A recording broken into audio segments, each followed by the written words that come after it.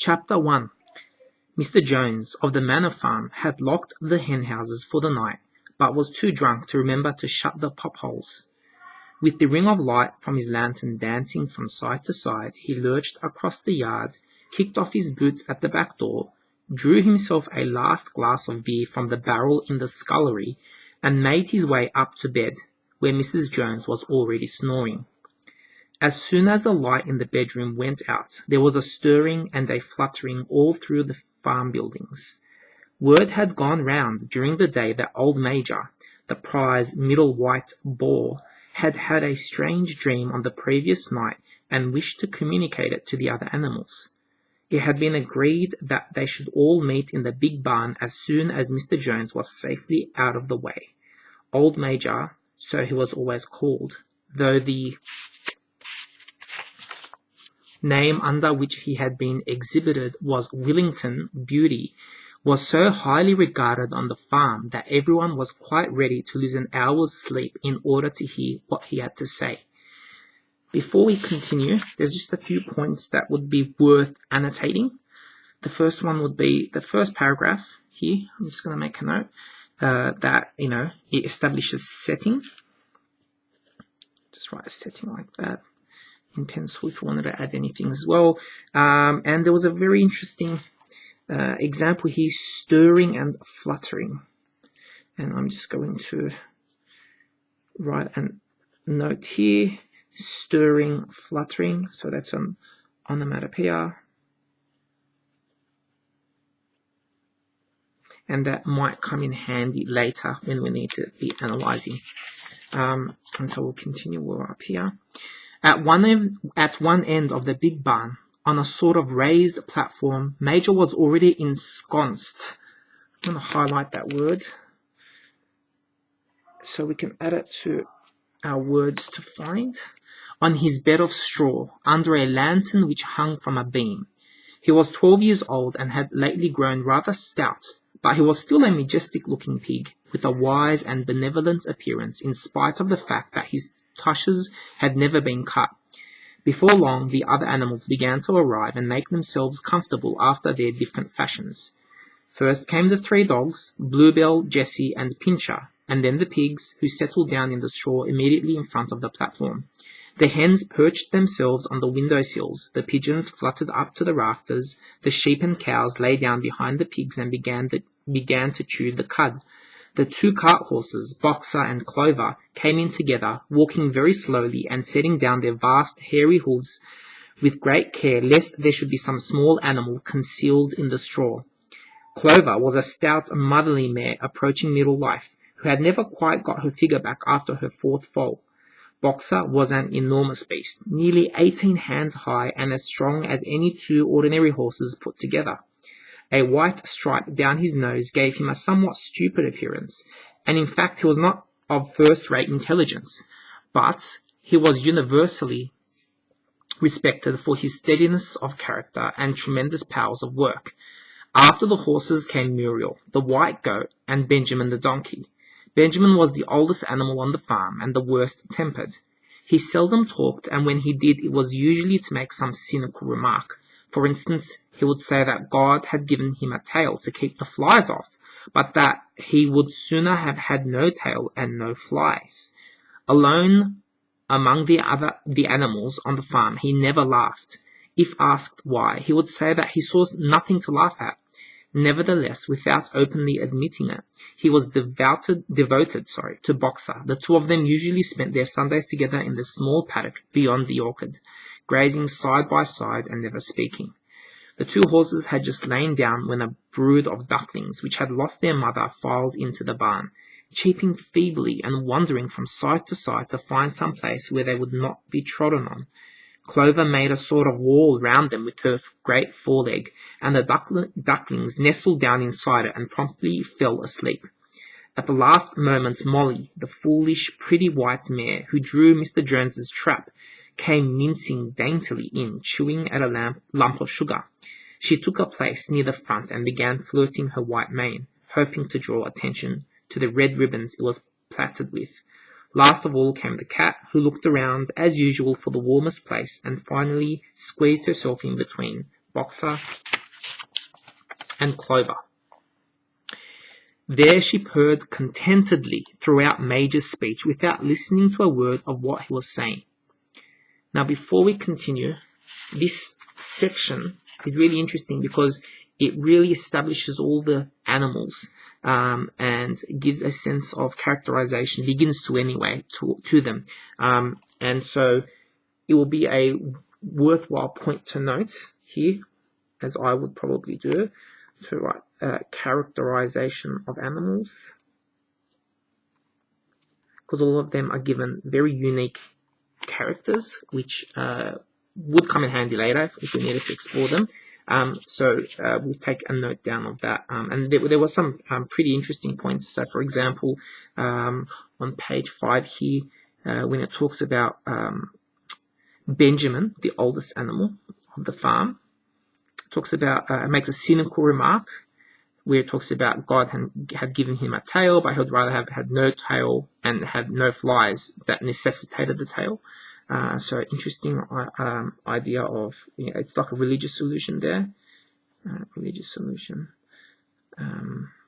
So looking at the the concept of God and purpose, which would be really interesting to connect in with the context of the book, exploring communism, and communism is admittedly atheist.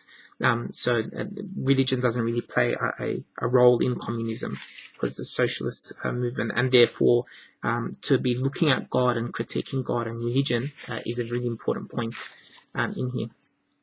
But we will continue.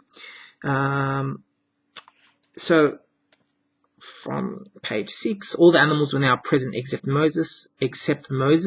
Moses again, coming in interesting. So Moses, a religious illusion. So religion looks to be playing a very prominent role here.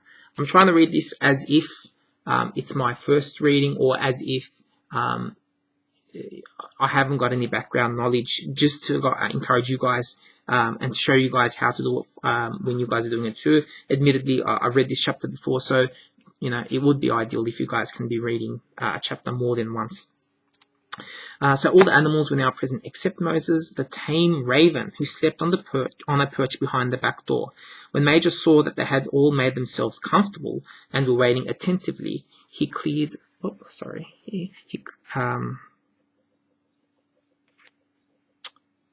He cleared his throat and began. Okay, here we go. So page 6. Comrades, you have heard already about the strange dream that I had last night, but I will come to the dream later. I have something else to say first. I do not think, comrades, that I shall be with you for many months longer, and before I die I feel it my duty to pass on to you such wisdom as I have acquired.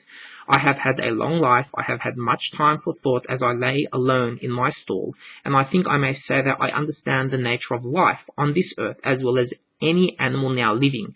It is about this that I wish to speak to you. Now, comrades, what is the nature of this life of ours? Let us face it, our lives are miserable, laborious, and short. We are born, we are given just so much food as will keep the breath in our bodies, and those of us who are capable of it are forced to work to the last atom of our strength, and the very instant that our usefulness has come to an end, we are slaughtered with hideous cruelty. No animal in England knows the meaning of happiness or leisure after he is a year old. No animal in England is free. The life of an animal is misery and slavery. That is the plain truth. But is this simply part of the order of nature? Is it because this land of ours is so poor that it cannot afford a decent life to those who dwell upon it?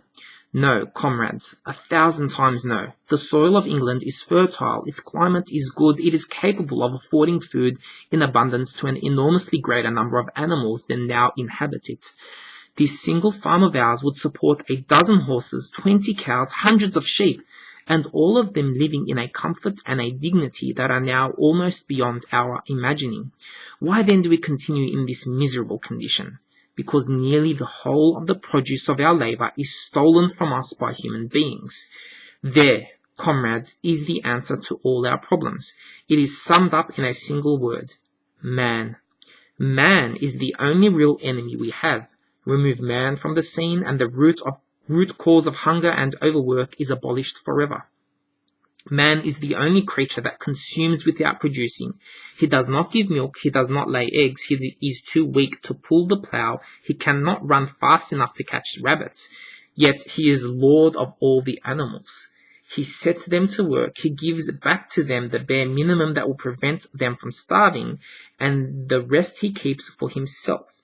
Our labor tills the soil, our dung fertilizes it, and yet there is not one of us that earns more than his bare skin.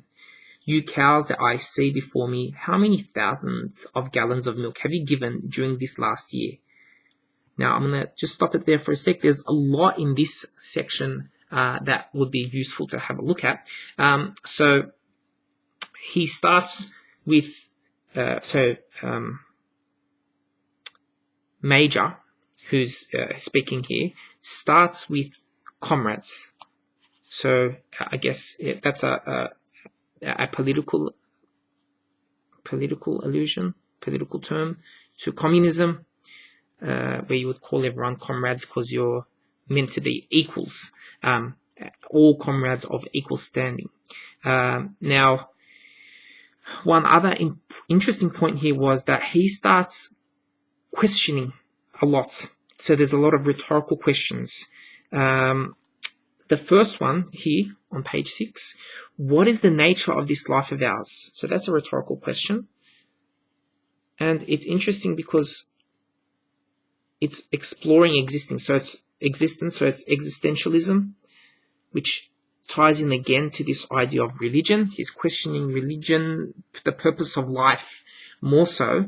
And that kind of links in again when he says that it is summed up in a single word here on page 7, that man is the only real enemy we have. Then he links it to man being our Lord, which yet he is the Lord of all animals, right? So that's a metaphor. So he is the Lord. So by positioning the metaphor of man as Lord of all animals, as if taking the place of God, the Major here is making a existential / religious critique in a way. So these will be all will be helpful when I guess exploring the nature not only of existence and religion and like the political society that is going to be explored, or aspect that's going to be explored. It's also going to look at the characters as well. So Major is really coming out, and his personality is really coming out. So characterization and how the characters really do pull off this page is becoming a major part of the text immediately. We'll continue just from here, the bottom of page 7. And what has happened to that milk, which should have been breeding up sturdy calves? Let's bring that there. Every drop of it has gone down the throats of our enemies. And you hens, how many eggs have you laid in this last year? And how many of those eggs ever hatched into chickens? The rest have all gone to market to bring in money for Jones and his men. And you, Clover, where are those 4 foals you bore, who should have been the support and pleasure of your old age? Each was sold at a year old. You will never see one of them again. In return for your 4 confinements and all your labor in the fields, what have you ever had except your bare rations and the stall? And even the miserable lives we lead are not allowed to reach their natural span. For myself, I do not grumble, for I am one of the lucky ones. I am 12 years old and have had over 400 children. Such is the natural life of a pig, but no animal escapes the cruel knife in the end. You young porkers who are sitting in front of me, every one of you will scream your lives out at the block within a year. To that horror we all must come.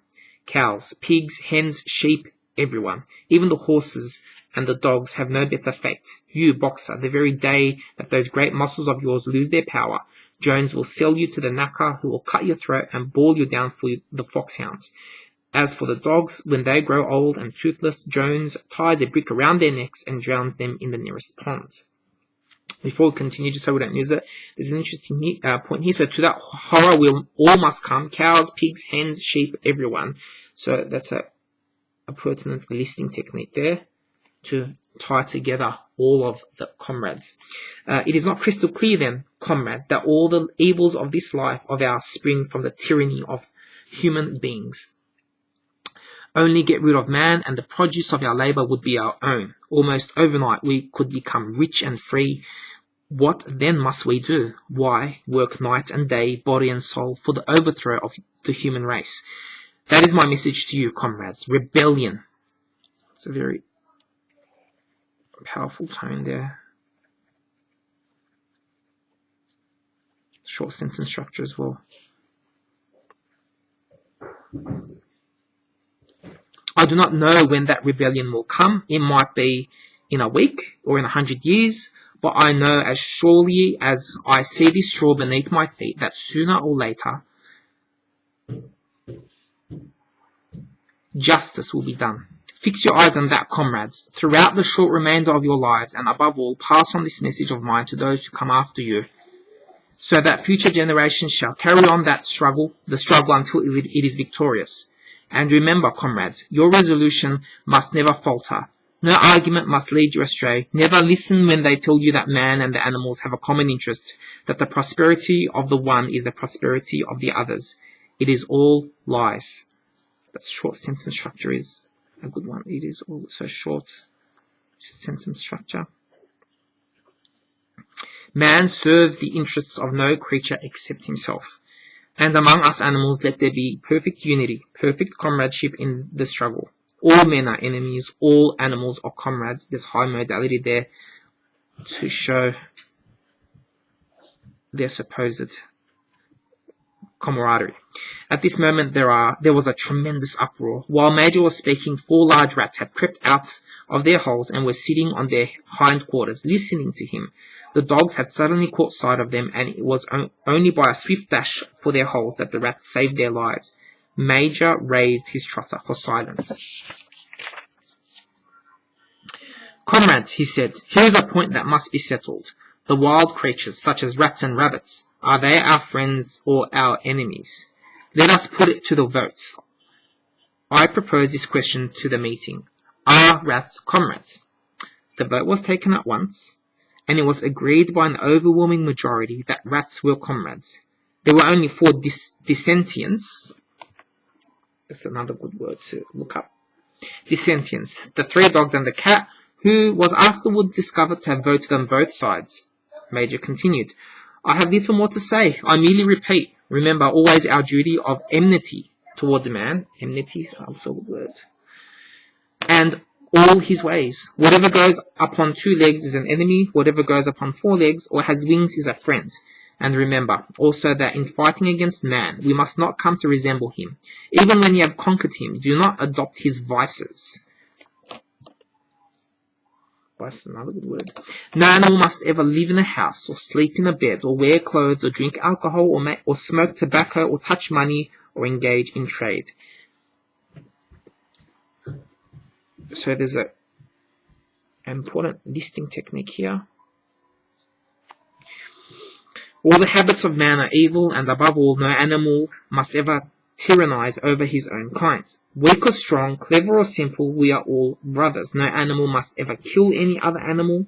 All animals are equal. And now, comrades, I will tell you about my dream of last night. I cannot describe that dream to you. It was a dream of the earth as it will be when man has vanished. But it reminded me of something that I had long forgotten. Many years ago, when I was still a little pig, my mother and the other sows used to sing an old song of which they knew only the tune and the first 3 words. I had known that tune in my infancy, but it had long since passed out of my mind. Last night, however, it came back to me in my dream, and what is more, the words of the song also came back. Words, I am certain, which were sung by the animals of long ago and have been lost to memory for generations.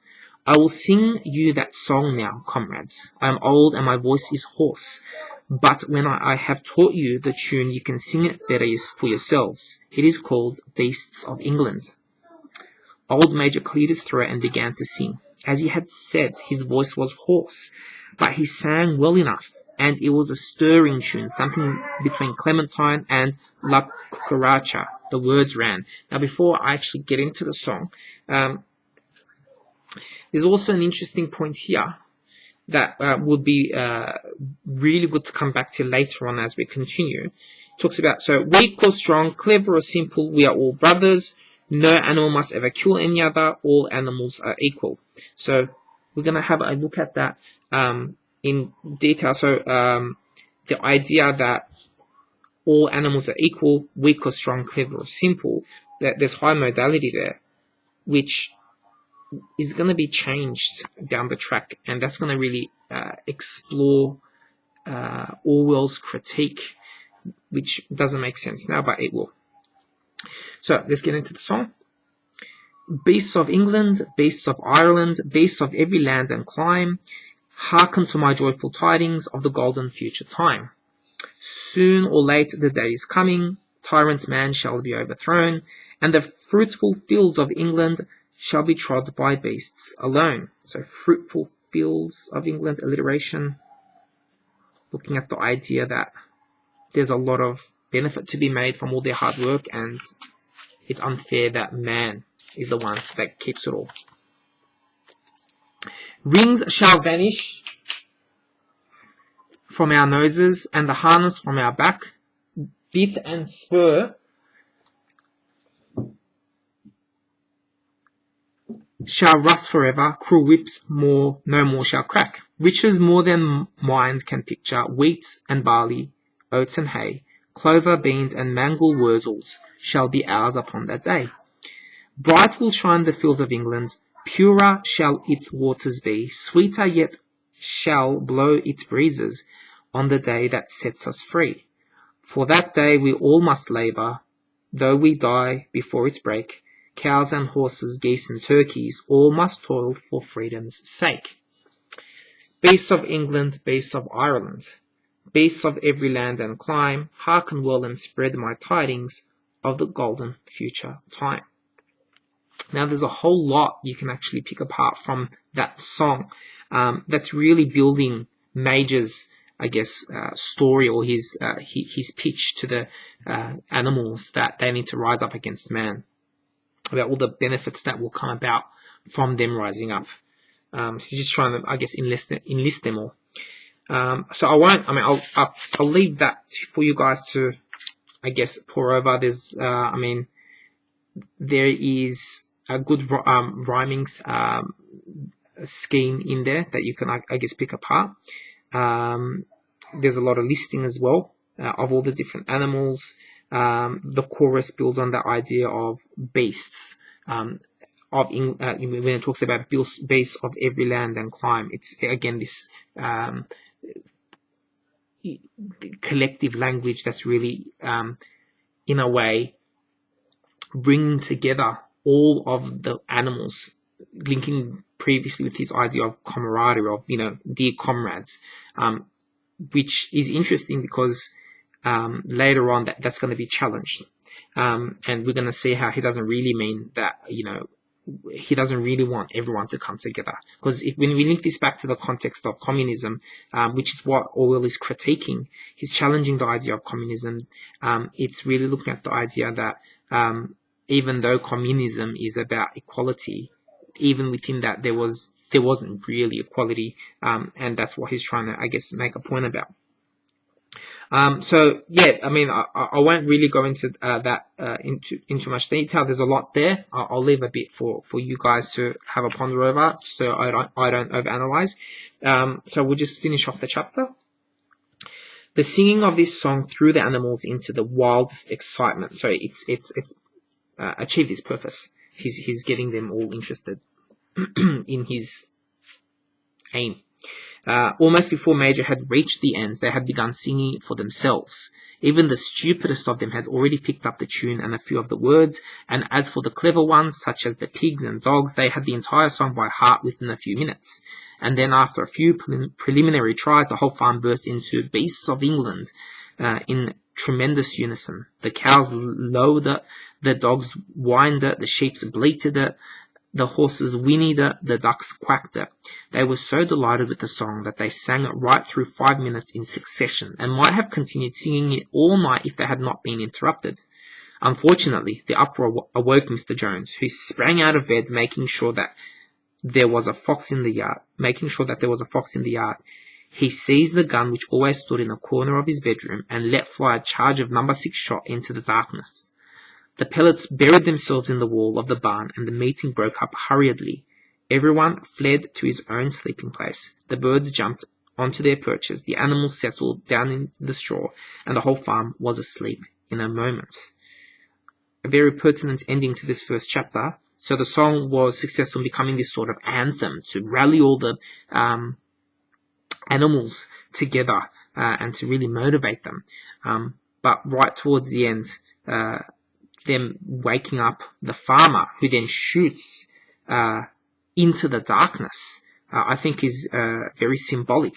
And that, I guess, is symbolic of the danger that they face from man. So I guess Major is, building his case and his argument on the fact that with the very real danger that is posed by man, by their owner, by the farmer, and because of that, it makes it all the more appealing to the animals. So he seized the gun from his bedroom and let fly charger number 6 into the darkness. The pellets buried themselves in the wall of the barn. So that whole section there is, for me, very symbolism of the danger of man.